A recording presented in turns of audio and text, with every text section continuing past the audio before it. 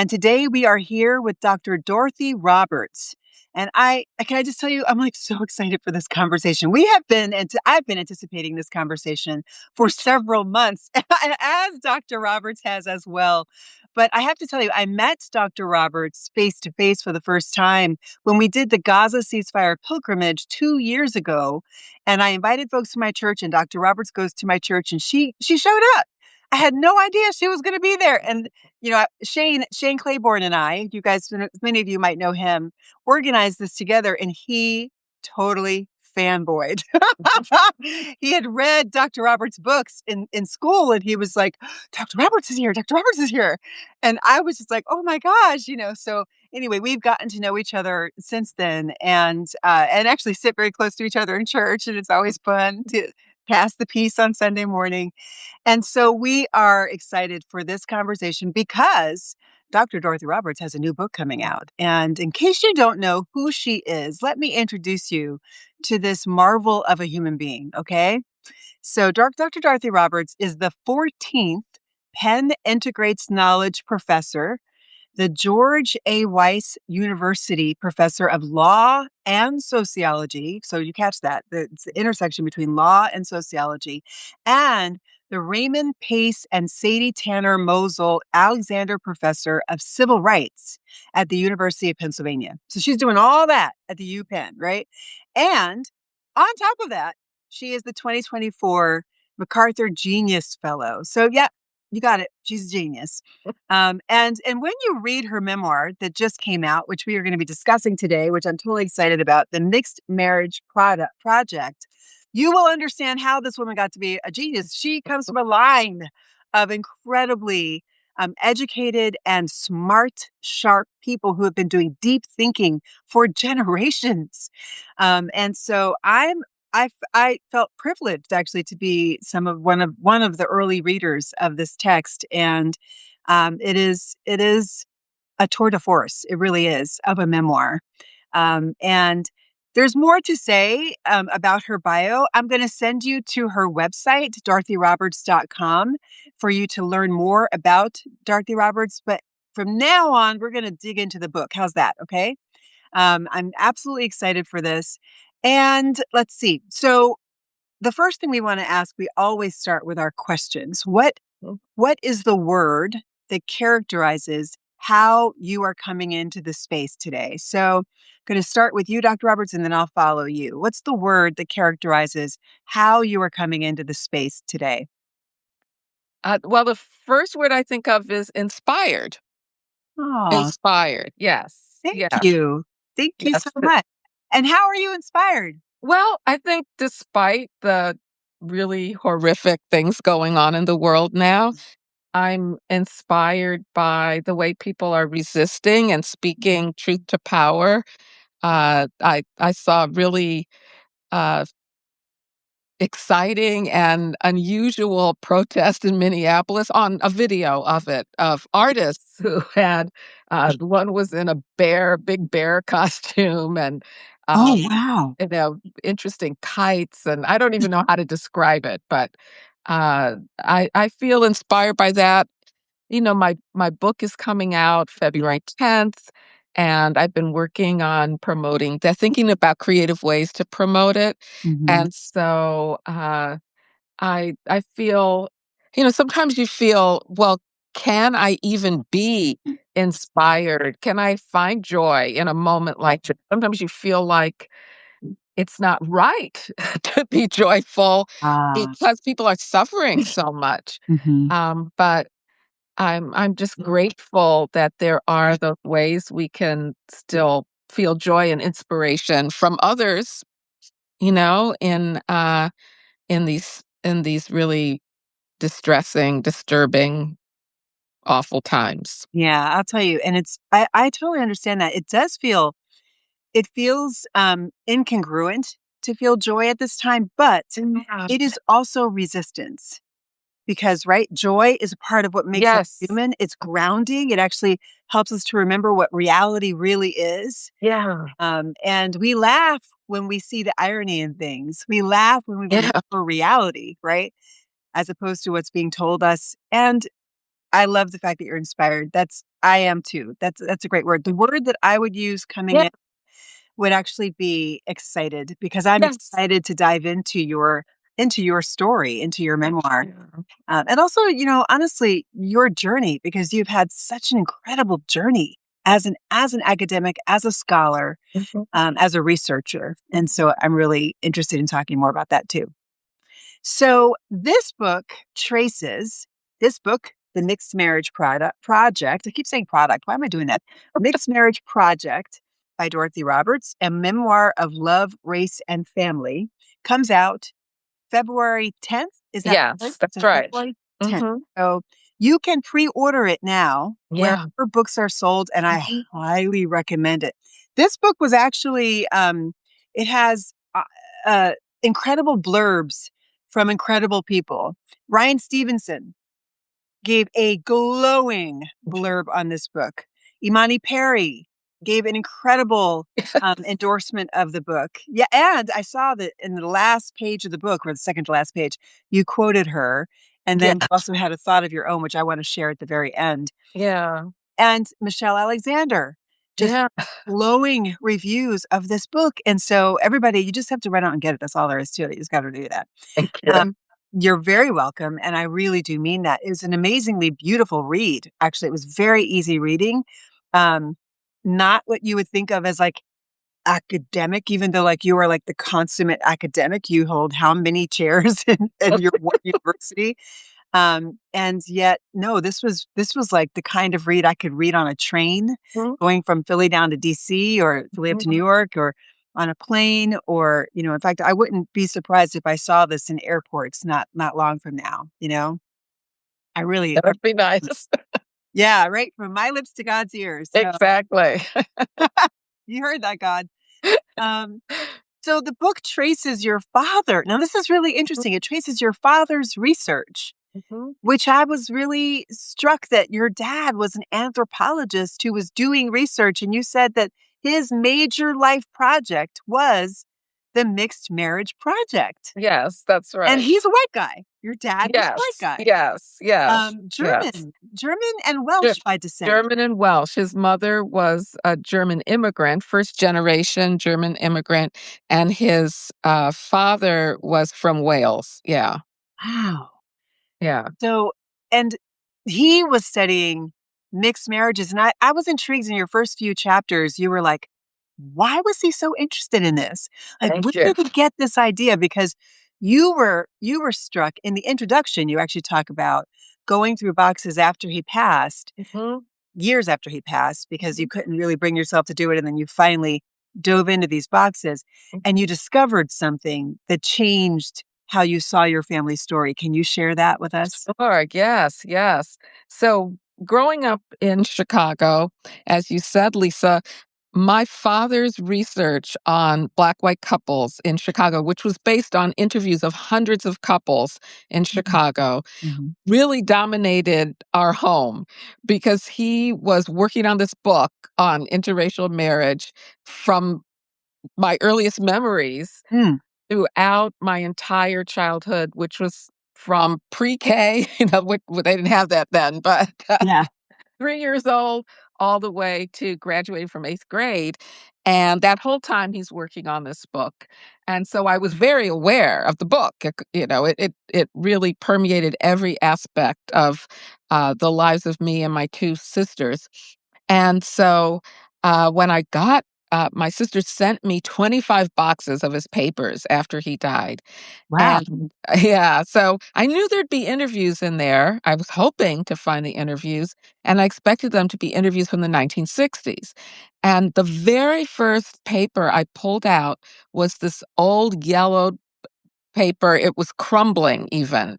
mhm, As I touched it, it was so old and written, with that old-fashioned typewriter, mhm, and I looked at the date on it. I could see it was an interview because it had someone's name, it had a date, and it said by Robert Roberts.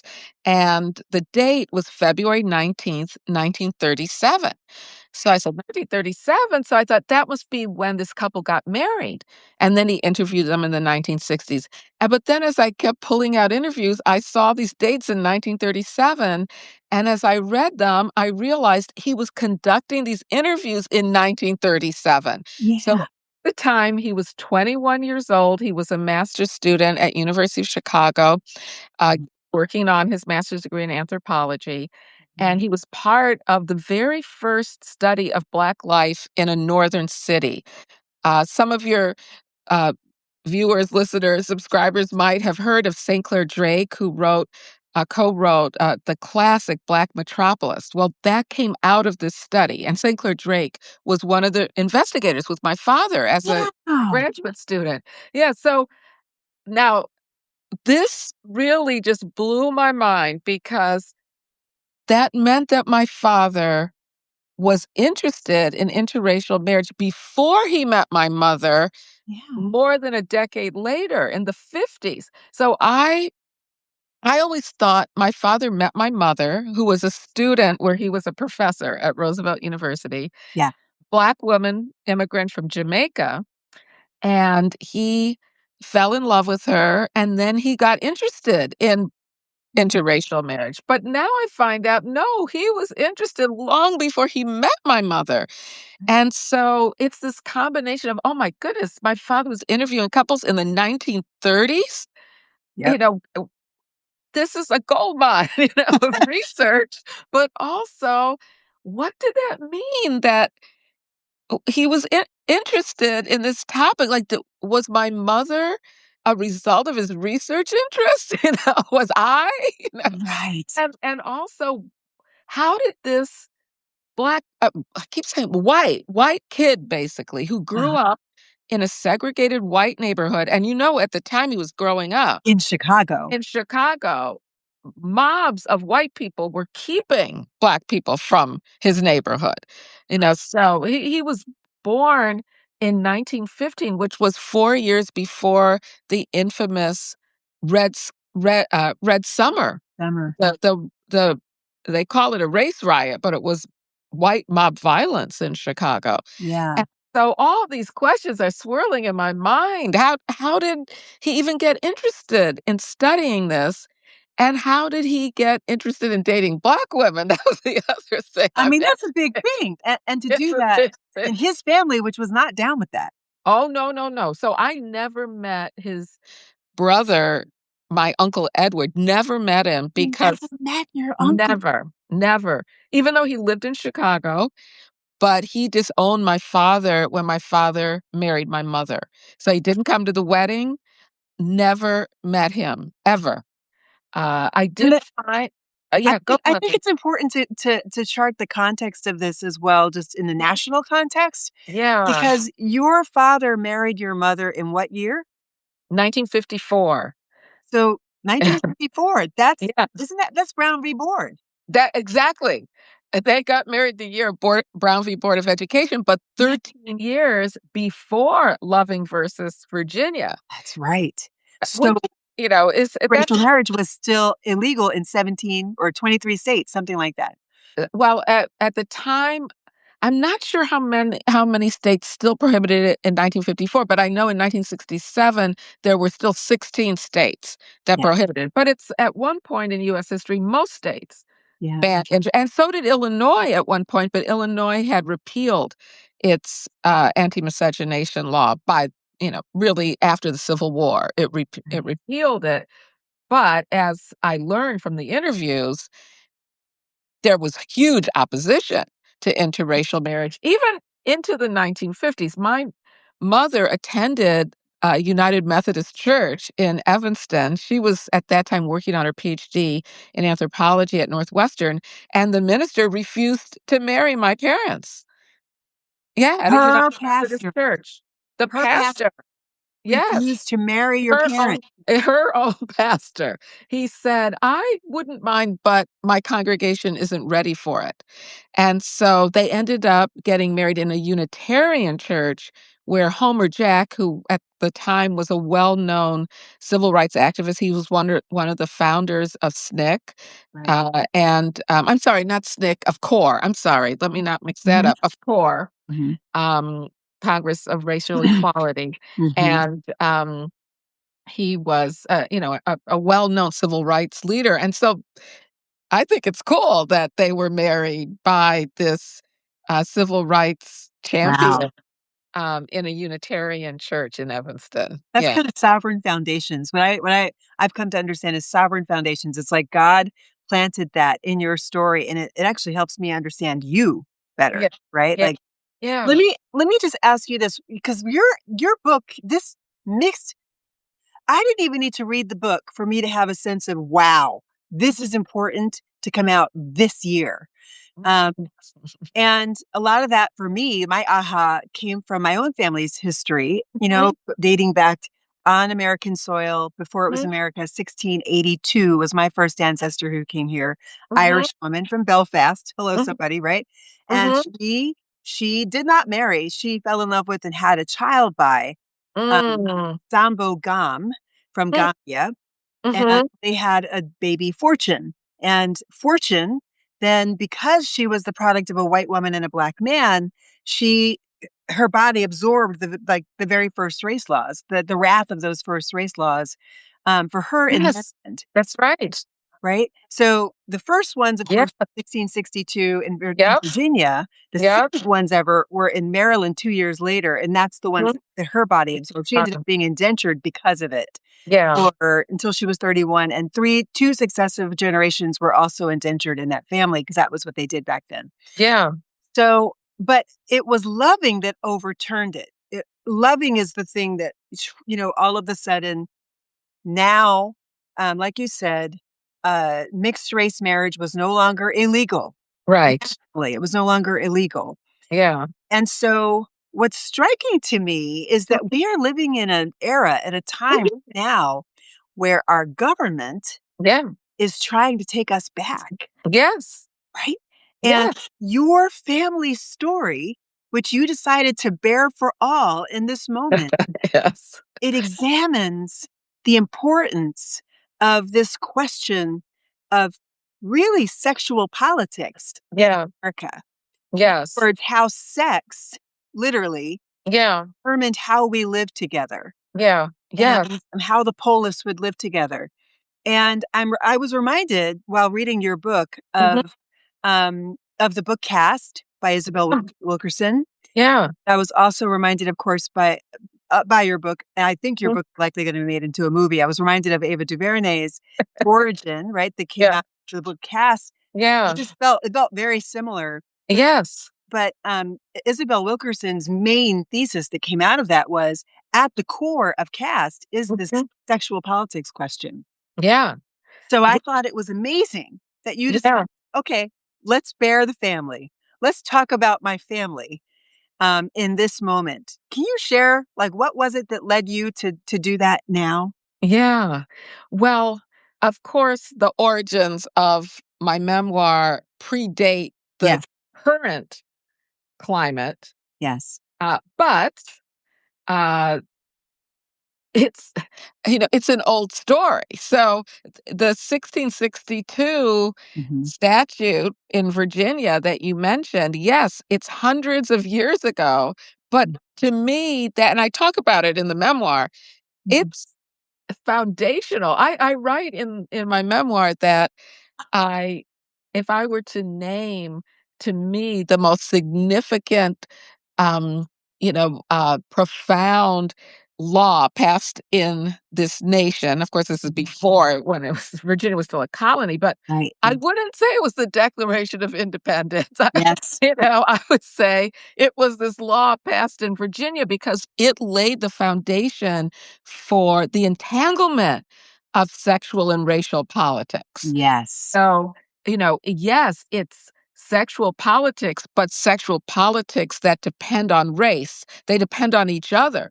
And that is so powerful. And I would add, and reproductive politics, because Yes. what this law did was say that any child born to a Black woman has the status of the mother, not the father, because they Mhm. were trying to grapple with, well, what do we do about these children who have white fathers? Yeah. We can't call them white because then they'll be able to enslave other people. They'll be able Yeah. they'll And be able to actually, dominate. and to put a fine point on that, Yeah. the question was citizenship Yes. because in Britain, in British law, you could not enslave another citizen. That's right. And Yes, citizenship in Britain was passed down through the line of the father. exactly, exactly. So that Exa law shifted citizenship in order to Absolutely. be able to keep enslaved labor. And then they added the 2 words in perpetuity. Yes. Okay, so notice what are the issues now? What are the points where an authoritarian government is trying to take away rights from people Come on on. citizenship? They're Come talking on. about ending the 14th Amendment citizenship provision. That provision was passed to make sure that Black people, unlike in the past, had citizenship in the United States, and then it extended to anyone born in the United States. Yes. So, we're and also today, we're seeing the rise of these consciousness laws that allow people who issue marriage licenses to decline a marriage license. All right, now so far that's been based on people who don't want to give licenses to same-sex couples, Right. but they could extend it to Yes. black-white couples or any, Mhm. any other mixture they don't like. Exactly. I mean, I Yes, there's so much going on now that Mhm. I think my memoir does speak to. That it Mhm. speaks to the very question of what is race? Why do people believe human beings are naturally divided into races? Why was that very concept invented? Yeah. How do we love each other in a racist society?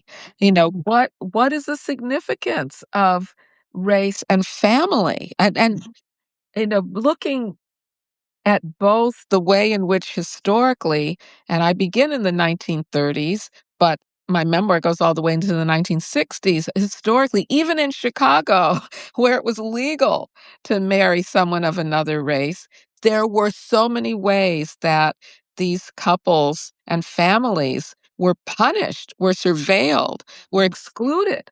Uh, and through what I point out is it wasn't just targeting explicitly interracial marriage. What happened was the racial caste system in Chicago would then exclude white people who married Black people. So the whole couple now has to live in the Black Belt.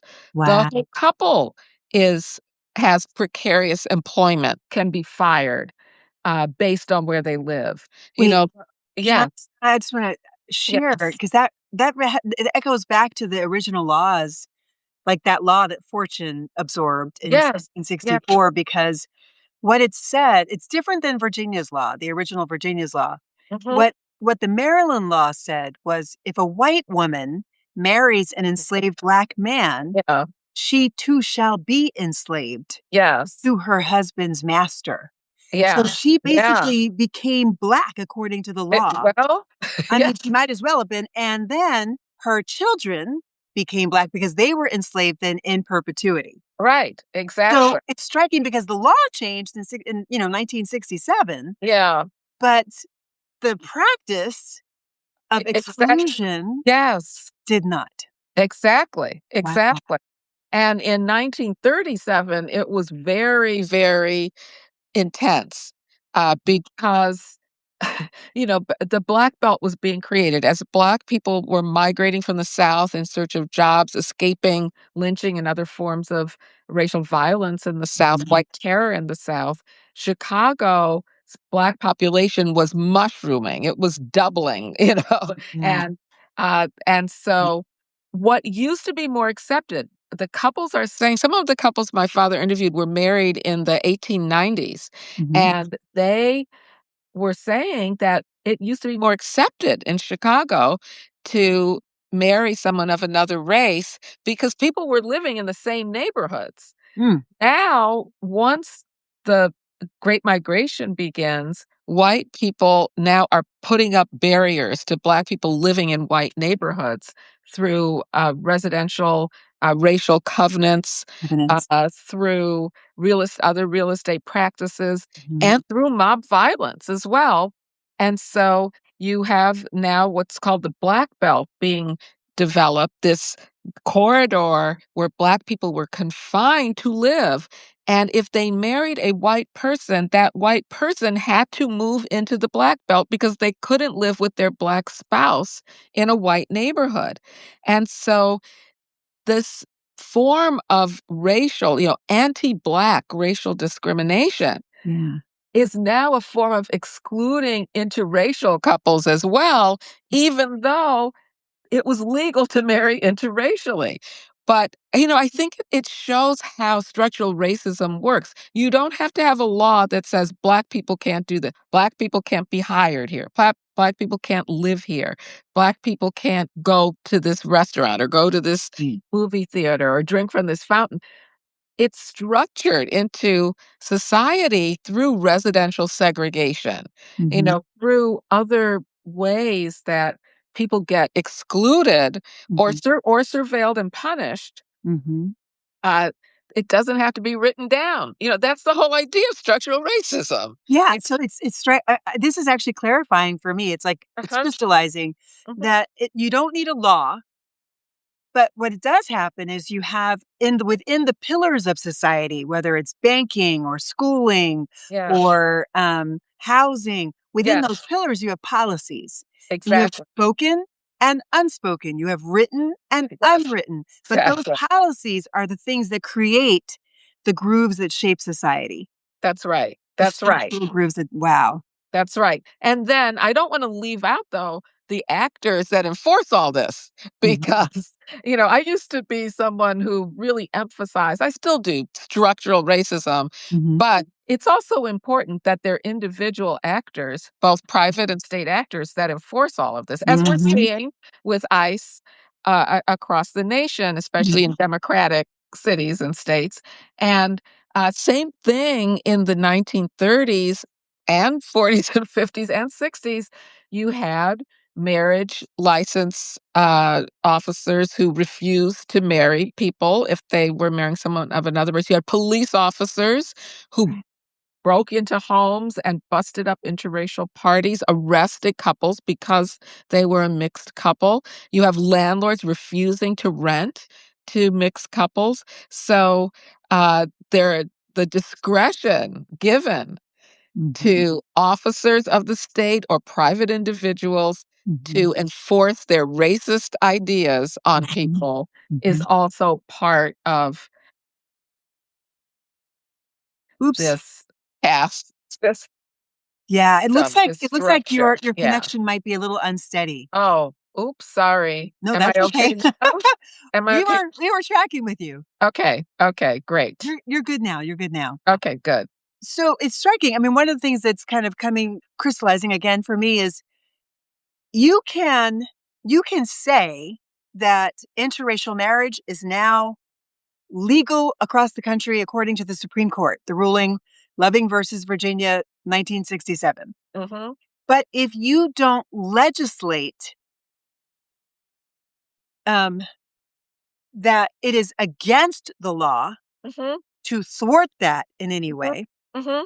right? Then there's no teeth to it. There's no ability to actually protect the right for these couples to live their lives in the way that they want. People can come in, and the thing is this is has direct echoes today. Yeah. Part of the reason why we are where we are is because the Civil Rights Act and the Voting Rights Act are being dismantled. Yes, yes. So the Civil Rights Act is what is finally protected Black people's ability to sit down at any lunch counter we wanted to, or Mhm, to not have people break into our houses mhm, at any time of the day and snatch us and take us away in a lynch mob, right? Like mhm, that's Civil Rights Act protected us in that way, gave us the protection of the law. mhm. But the dismantling of that makes it possible then for ICE to come in. Yes, we have the 13th and 14th and 15th Amendments, but we don't have a law that says you can't do this to them anymore. Exactly. So people get away with it. Yes, it has to be enforced, and that's what the Civil Rights Act added to the 13th and 14th Amendment. These acts added the enforcement of the Mhm. rights that those amendments gave to Black people and to not only to citizens, but not only citizens, Mhm. to people residing in the United States. And then discretion that if anything, we're having laws that give people discretion to discriminate, right? So Yes. the opposite.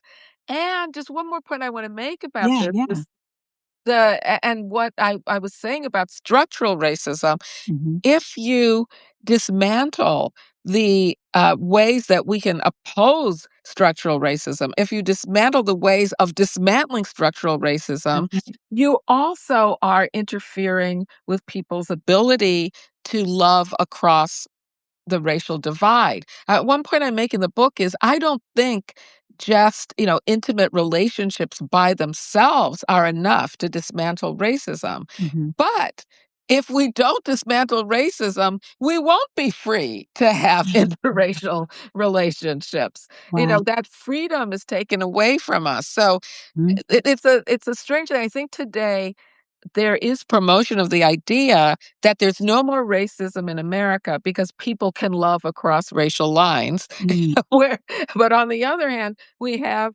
this weakening of enforcement of laws against racism, which Exactly. is going to impede the ability of people to love across racial lines. Yes. And that's a sign of where we are today. The whitewashing of the real situation in Mm. terms of racism and white supremacy in America, which has always been tied, as we were saying, ties together sexual and racial politics.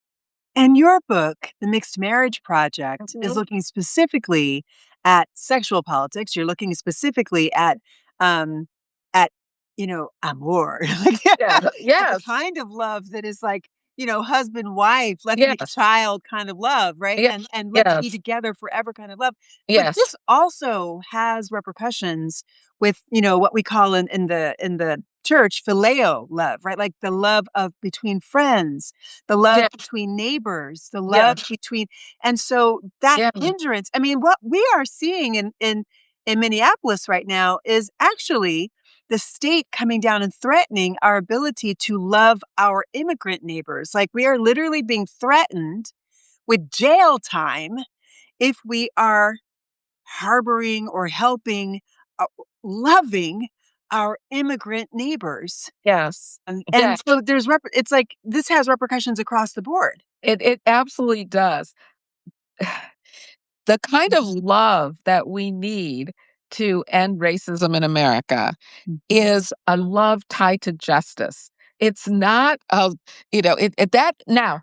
I This is something I grapple with in the book. I grapple with this in my memoir. What is the significance of loving someone of another race? mhm. Some people think that by itself means that you've transcended racism. And I And would I say no. exactly, I disagree with that. I disagree with that. Yeah. And so I think that we have to find a way to tie together interracial marriage and racial justice. Because again, if we have no racial justice, then we tend to fall back, I think, in America on a kind of fetishization of interracial intimacy, biracial children, that somehow there. I should say we're, I identify as Mhm, Black, but I mhm. do have a mixed heritage, right? And, Yeah. white father, Black mother, Mhm. and, used as symbols of some kind of racial progress. And I absolutely disagree with that. I think that it's just the opposite. Until we have real racial justice, we're not going to be able to love each other freely. I mean, what does it even mean to love across racial Mm. lines in America Mhm, when we're so steeped with racist stereotypes, mhm. barriers to people loving across racial lines? So yes, those kinds of love, the love for neighbors and friends, for schoolmates, for across. That's how important loving bonds are developed. But you see, this is exactly why there were anti-miscegenation laws. It wasn't just to prevent it was partly to prevent sex between people of different races. That it was Mhm. partly that because white people did not want white appearing Black people to have white privileges. That was part of it. And there was also this eugenicist belief that if you mix the races, the hybrid children, would Mhm. have all sorts of problems. So there was Mhm. that biological opposition to Mhm. interracial marriage and sex. Mhm. But it was very much tied to the whole Jim Crow apparatus. It was Mhm. tied to residential segregation. It was tied to separate schools. It was tied to separating the races. Mhm. So because there was a desire for a pure white race to dominate. No, And yeah, so no, no, you go it on, you keep going. it's one I you cannot separate interracial intimacy as if it transcends this entire apparatus of structural racism. It's very much connected to it, and that's what I explore in my memoir. My Mhm. father believed that interracial marriage was the answer to racism in America. And I, yes, that's what he was obsessed with studying it, with interviewing interracial couples. As I point out in my memoir, he didn't just interview Right. interracial Yeah. couples, he was building an interracial couple community in Chicago. And he firmly believed this. Part of what grapple with is, how did he see me? I know partly he saw me as an example of the success of interracial intimacy. You And know, you could make that argument very that's easily, part of why he was actually. so proud of me and and made sure I got straight A's. But and I grapple with that. But I disagreed with him. After I was uh, in elementary school, I disagreed with him and Mhm. believed that there there wasn't going to be a transformative love without a social justice movement Mhm. that was required Mhm. to have the kind of society he was striving for. Mhm. But I still really admire my father and my mother. Yeah. I love them deeply. I revered them growing up, even though, I don't know, we might get to this, Lisa, I hid my father's identity throughout college. Yeah. But, I what they fundamentally taught me was that there is one human race. We Mhm. are not divided into biological races, Mhm. and, we share a common humanity. That is the most important thing, and we should love and respect and cherish and honor all human beings equally. That was his fundamental philosophy that he taught me and my sisters. Yeah.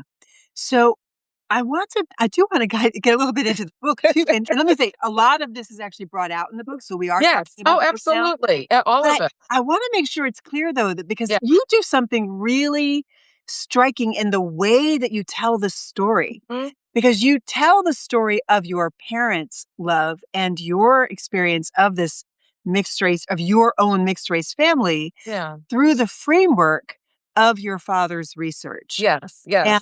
And it is the finding of all of these notes that he had written Yes. in his Yes. attempt to write his book, the book, Yeah. The Yeah. Mixed Marriage Project, which did not end up taking off. Like, He never published it. No. that was I felt that, and it was Yeah. so sad to see that, Yeah. like, he actually got a contract signed and then for some reason was not Multiple. Yes. multiple contracts and was not able to actually deliver on it, which was like, No. "Oh." I And he know. had and you said it was likely because he had too much I information, he couldn't I sift through it. I think so. Yeah. So Yeah. but what you do in your chapters is you go through the letters, like, Yeah. you not the letters, the notes, And the his notes. Yeah. interviews, Mhm. and you literally, like, show us your dad's interview with different subjects, different mixed race couples, people or Yeah. individuals from those couples, and you go into their story, and through their story, we Yes. actually get to understand the context of your own parents' experience in Chicago at that time, Yeah. and we also begin to see, I think, what Mhm. you do brilliantly is you begin to show us the structure of race, um, Yes. the Yeah. social structure of race and the political structure of race, and what we're contending against even here now today. Yes. Yeah. Um, can I ask you, I wanna go through a couple of these, Okay, like, sure. chapter titles and just ask you to talk a little bit about them. Sure, Um, sure. First of all, in your chapter on origins, right? So Mhm. you're talking about his interview with Miss Alberts. Yeah, I just thought, this was fascinating. yeah, Really, but I learned something serious. I learned the history of Red Summer. I did not know that. yeah, yeah, I've heard Red Summer referenced a few times by yeah. different people, especially friends from Chicago, they will reference it. Nobody has ever broken it down the way that you did Thank on pages, I think it was like pages 10 through 15, right? So, Mhm. but can you explain just in a nutshell, what was Red Summer and what is its Sure, significance for you? sure, sure. Well, first of all, it occurred to me right away when I thought about when my father was born, that he Mhm. was born 4 years before the race riot in Chicago, which was during what was later called Red Summer, because there were other riots around the country. I pause a little bit when I say race riot because it sounds as if this was a battle between the races. It was actually mob violence of white people against black people. Yeah, it was And when black people resisted, remember at the time in 1919, there were black people who had fought in World War One Mhm. Mhm. for the nation. And so Right. many of them tried to protect their communities. But Mhm. what happened was Chicago, again, was beginning to have these rigid, what they called the color line that Mhm. divided white and black neighborhoods, including beaches. And Rainbow Beach in Chicago had an invisible dividing line where black people were not supposed to cross. And a teenage boy accidentally on a makeshift raft Little crossed black boy. little black boy crossed into the white side, and white men and boys began throwing rocks at him, and he drowned. He drowned. They killed him. Uh, there was a police officer that came to the scene, and instead of arresting the persons who were identified as rock throwers, he arrested the black people who were protesting. And that then when they then protested that, it triggered this mob violence of white people burning down businesses, burning down homes, killing black individuals, and just a horrific situation in Mhm. Chicago Mhm. that sparked other types of violence. I mean, mob violence, again, to maintain this color line was constant. There was a constant threat of violence, which is why even white men married to black women felt they had to leave their white neighborhoods to protect their black wives and live in what was now being created, this corridor of segregated black housing called the Black Belt. Wow. And so when my father began his interviews in 1937, Mhm. it was in this context of severe racial discrimination and housing segregation. He went into the Black Belt to interview all these couples. So this first couple, Right. Mrs. Alberts and Mr. and Mrs. Alberts, he first meets Mrs. Alberts. Mhm. They were living in uh, tenement housing Mm. in the Black Belt. And Mm. I write that I realize that it is the kind of housing that Isabel Wilkerson describes in The Warmth of Other Suns. Yes. Uh, and but the interesting thing is there were white people living there. So Mrs. Alberts was a white woman who was living, and my father notices all these people coming in and out of the apartment and lots of children there. Some are light, some are dark, and I can visualize that this was one of the cramped apartments where Yep. people coming up from the South lived together, Mhm. all the relatives. I mean, in the Alberts family, it was, Mr. and Mrs. Alberts, Mr. Alberts's mother-in-law from a prior marriage. And so those children, Mhm. the mother-in-law and those children were dark-skinned. Yeah. And then the children with his new wife, Mrs. Alberts, were light. In fact, he talks about a boy, one of the baby, he calls his little Dutchman, and he basically is boasting of how light this little boy is, Wow. even whiter than his wife, he says. Uh, so, This is uh, 1937, y'all, so folks have not been 1937. decolonized yet. This is pre-civil rights movement, I like, know. this is how people were thinking about even Black people thinking about race. That's Exactly, deep. That's deep. exactly. To Yeah. give Mr. Albert some props, though, I have to say, Okay. he even though he had very questionable views about interracial intimacy, because he definitely thought there was something special about Black men and white women Mhm. that but he criticized Black women and white men. So he did not treat them equally, and Wow. this was a common theme that white men were sleeping with Black women, but Black women didn't insist that they marry Yeah. them, but they blamed Black women for it. Yeah. The Black women had loose morals, so Mr. Alberts played into that. Mhm. But on the other hand, he was very astute about the discrimination he and his wife faced. And in fact, he said it's just as bad in Chicago as in the South. Mhm. He had an interesting analogy. He said, in the South, they tell you what train car you have to be on. It's reserved for Black people, colored people. He used that Right. term. In Chicago, you can get on any streetcar, but they'll step, they'll step on your toes. You can go in any restaurant, but they'll spit in your food. So Wow. he was saying, he really described the racial dynamics in Mhm. Chicago very astutely and vividly. Yeah, and as an anthropologist, you would, right? Like, Yeah, well, he's got an eye for that.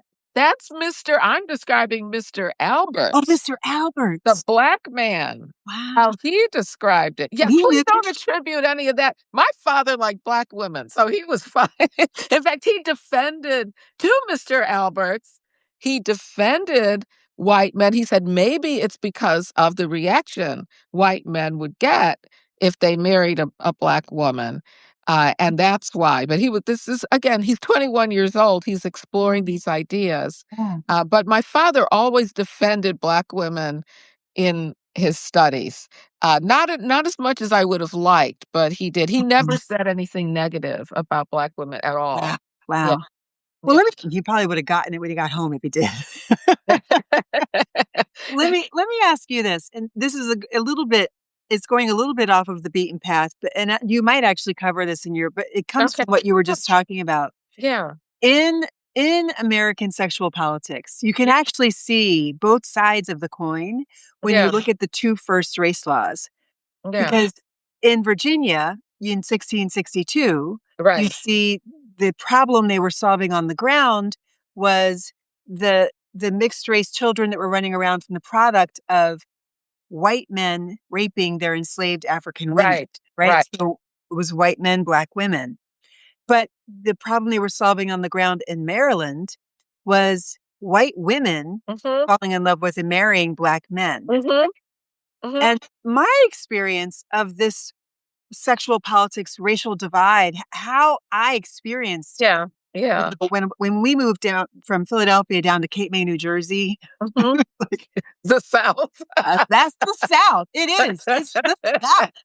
I mean, my best friend growing up had a Confederate flag above her bed that I had to Lord. educate her and tell her what that meant and tell her, Right, "I'm not your friend if you're gonna keep that up." right, right. That's how it was, and so, Yeah, but there was just no way that anybody that you actually did have Black men, boys, really, yeah, in high yeah. school and junior high, who Right, would kind of venture into dating white girls, right. but I can't name you even one white boy who would date a Black girl in our Yeah, conversation. yeah, I mean, yeah, there were lots of interest, you could see the interest, but yeah, nobody traversed yeah, that line, yeah, and I wonder if you found anything in your research that showed why that is, and that you yeah, said your dad said maybe it's because of how people react, yeah. but Black men were lynched I for less know. than that, Yeah, yeah. so Yeah, I do explore that because mm, it's the case that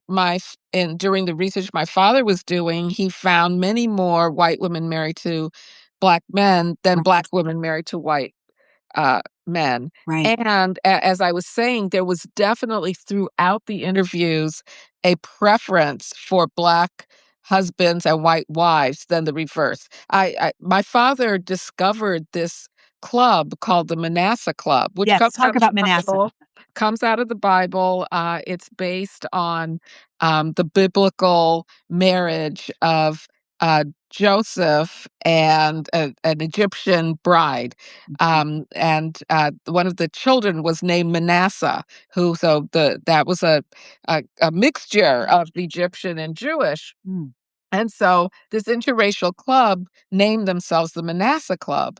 And my father was looking for members of it because he figured that would be a source of black white couples to interview. Mhm. It turns out that he could not find uh, black men married to white women Oop. who had been members of the club. Mhm. And they told the members he found told him that they rarely saw, if ever, a black woman married to a white man in the club. It looks No, like in a your way that I'm sorry, it looks like your Wi-Fi connection just went kinda jiggled again, so let's sorry. catch up. Okay, now you're back. Okay, I'm so sorry. No, no, no, So, it's okay. this discrepancy reflected in a way the statistics, which are true today as well, Mhm. far more common for black men to marry white women than black women to marry white men, or we could say white men to marry black women. Mhm. And we also know from dating app data that the most excluded people in terms of race and gender are black women. Even black men will exclude black women That's on right. dating apps as someone they're willing to date. Uh, White men are the most likely to only want white to date white women. Mhm. They're the most likely to date and marry exclusively within their race. Uh, so uh, so there was that, but it's the stereotypes around it too. As I mentioned, the people that my father interviewed, especially in the 1930s, they would explain this as it's because black women are loose morally. They'll have sex without getting married, so white men don't have to put a ring. One person even said, Dr. Andrews even says, if black women, colored, they use the word, if colored women would demand that white men put a ring on their finger before having sex with them, white men would be the biggest promoters of interracial marriage. So they blamed black women for it based on the stereotype, which comes Mm. out of slavery, Mhm. that black women are sexually The licentious, Jezebel.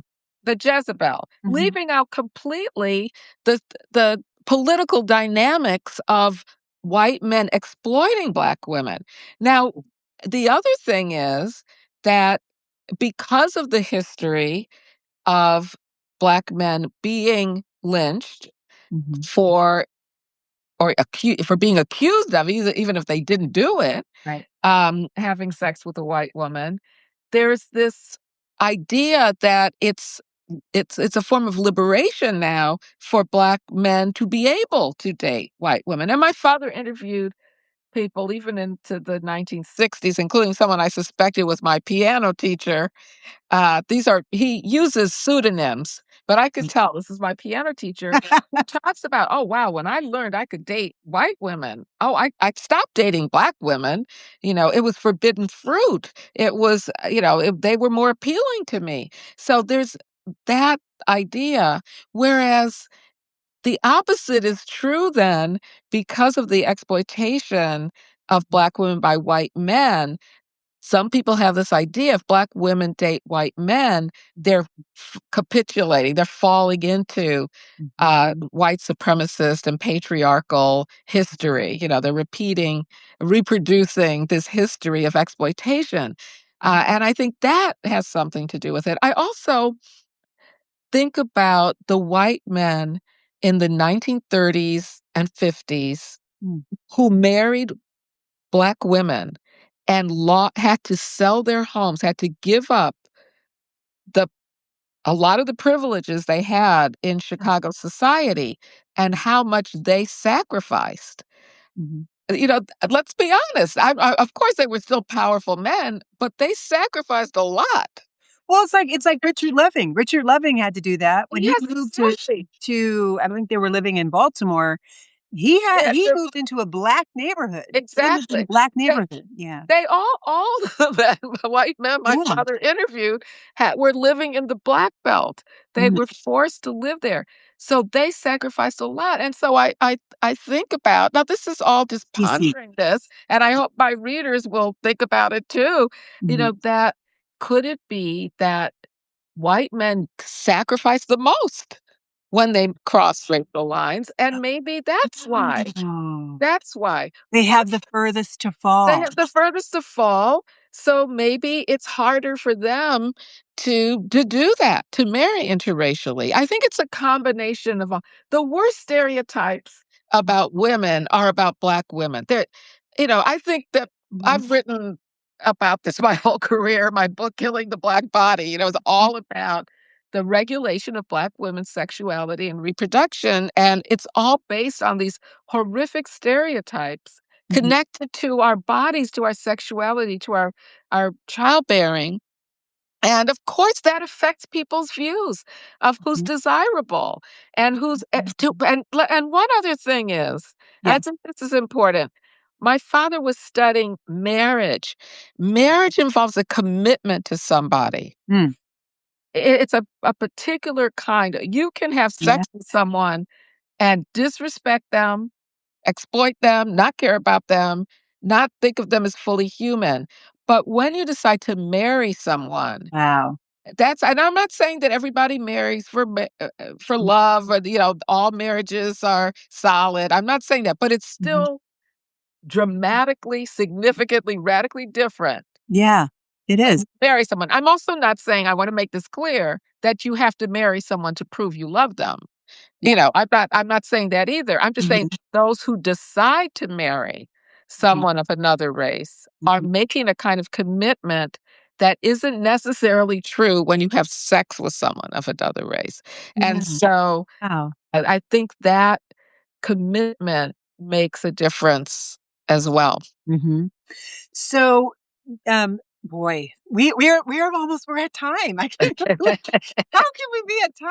I This know went there's by so so much fast. more. And I wanna say for those who are watching, we actually have a lot of people who are watching right now. I'm That's great. excited. Like, it's a really good crowd, but we can't see something is wrong in the AI right now. We're not able to see you coming on, and we're not able to see your comments if you're doing comments. But I Oh, wanna encourage you, please still comment or come on afterwards when it's up, and please let us know what you were thinking. yeah. Um, and get this book. You gotta get this book. This book is one of those necessary reads for right now. You say on the second to last page of this book, and I Yeah. want to bring it's actually the last full page of the book. You talk about Imani Perry. Yeah. And then you actually add your own thought to it. And I Yeah. just want to, do you mind if I read a little piece of it? Not at all. Please be my guest. I I love mean, that. I love that. I'm excited for your writing, and I'm excited for this. This feels important. You said interdisciplinary scholar and writer Imani Perry reminds us the ethics of building a just society begin at the place where you can touch another person. That's the Imani Perry quote. And then you add, Mhm. if we want to create a world built on care and shared humanity, we must start with ourselves. Even in our most intimate relationships, we can't wait until racism ends. In our most race, I'm sorry, we can't wait until racism ends to relate to each other as equals. We have to practice that equality now, even as we continue to live in a world governed by racial hierarchy. We must learn to exist within the tension of both realities, to grapple with it while envisioning a future in which racial hierarchy is unimaginable. I Yeah. felt that. I felt that. And I felt that especially knowing the world that we are in and moving deeper into, which is really a world pre-Civil Rights Act, pre-Voting Rights Act, pre um, enforcement of our our constitutional rights. Um, our citizenship is even being challenged. The question of what makes one a citizen is being challenged in the Supreme Court. Yeah. Um, this is all so present. And your call for us not to wait Yeah. for the legal question to be solved, Mhm. but to practice seeing and touching and loving the human Yes. next door in within proximity, and to place ourselves in proximity, um, to practice it is, I think, prophetic. It's a prophetic call. Well, thank you. Thank you. Well, I'm grateful to my parents for raising those questions and my father and mother's research for getting me to grapple with it. And I think the question of what does it mean to love across racial lines, to if we really think about that, not superficially, but Yeah. really think about what it means to love each other in a racist society, not being naive and saying, I'm going to be colorblind and love transcends racism, so I'm going to ignore racism, but just the opposite, that we're grappling with racism, but we don't we know we need to end it to truly love each other freely, but Mhm. we can't wait for that to truly love each other freely. Do you know what Yeah. I mean? It's Yeah. how to do that. That's what I'm grappling with throughout this memoir. And Mhm. I do hope people will join me in my exploration of these really important questions that interracial intimacy brings up. It really it's a site where we can really think about these questions in a deep way. It is, and your book as a memoir, not an academic tome, Yeah. but it makes it digestible. Like, we can really grapple with this through your story Mhm. and the story of all of these interracial couples within which you just bring out so much. We learn so much by reading about their lives. Thank you so much for your work, Dr. Yeah, well, I do. Thank you. Thank you for inviting me, and, please, I know you call me Dorothy now, come on. So thank you, Lisa, for, inviting me, and, I'll see you in church if we're not Yes. snowed out. Yeah, Yes, Dorothy. yeah. Thank you so much. God bless you. Thank you And hey, too. God everybody bless you. else. Oh, let me ask you this before you leave. What's Sure. your word? What's your word as you're leaving the Oh, conversation? well, it's still inspired. What can I say? It's still inspired. Inspired 2.0. Yeah, there you go. There you go. Inspire Yeah, 2.0. I would say yeah. actually mine is encouraged. I Good. feel like, okay, A we good we word. can do this. We can really do this. We can face what is coming. Yeah, And all we need to not all we need to do, but one of the things we need to do is we need to simply make a decision to yeah, practice the love yeah, in our spaces. Get yeah, into places where we can touch each other yeah. across racial lines. And Yes, really in that way, defy, yes, defy the powers exactly, and exactly. that is love is our resistance. There we go. I agree.